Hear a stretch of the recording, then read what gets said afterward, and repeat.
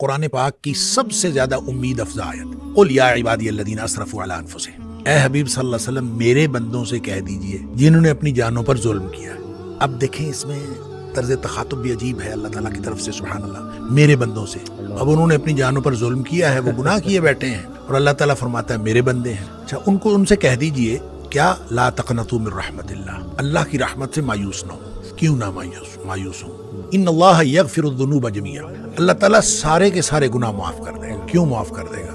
इन्नहु हुवल गफूरुर रहीम, बेशक वो है ही बहुत बख्शने वाला और हमेशा रहम करने वाला। क्यों कर देगा? इसलिए कर देगा कि तुम्हें एक काम करना पड़ेगा, व अनीबू इला रब्बिकुम व अस्लिमू लहू, तुम ऐसे करो कि तुम अपने रब की तरफ झुक पड़ो, व अस्लिमू लहू, और अपने आप को उसके सामने सबमिट कर दो।